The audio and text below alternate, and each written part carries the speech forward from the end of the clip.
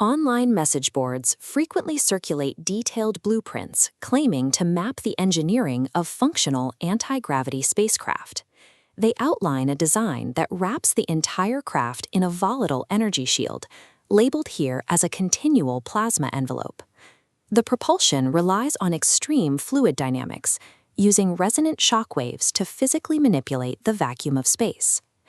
While the visuals resemble conceptual art from a film, the text utilizes the precise vocabulary of high-energy physics, detailing ion-electron collision frequencies and drift diffusion formulations.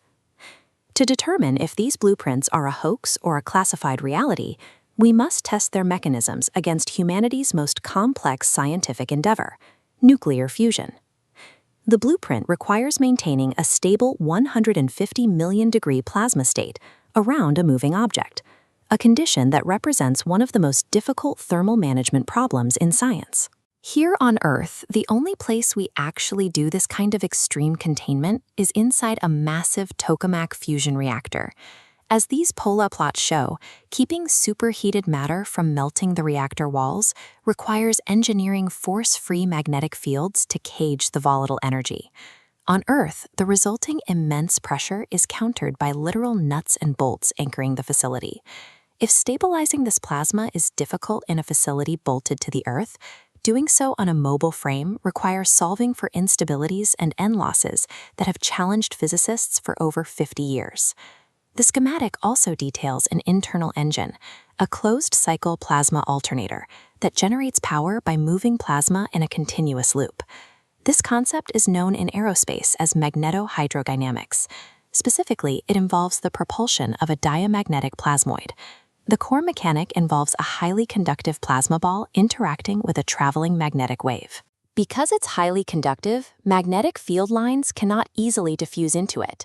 Instead, they pile up outside, creating a physical pressure that shoves the mass forward. While the origins of the ship's blueprints remain unverified, the internal logic is sound.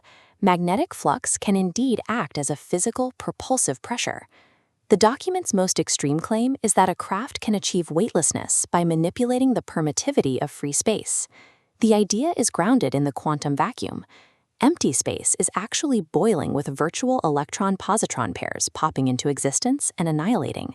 This creates the Casimir effect. Placing two metallic plates extremely close together restricts these fluctuations, creating a pressure differential that generates physical force. Current research suggests that by altering electromagnetic fields, this force can theoretically be reversed, turning an attractive pull into a repulsive pressure. The idea of pushing a ship off of literally nothing is conceptually rooted in the peer-reviewed science of quantum mechanics. When you compare the ship's architecture to a real-world fusion reactor, a clear symmetry emerges.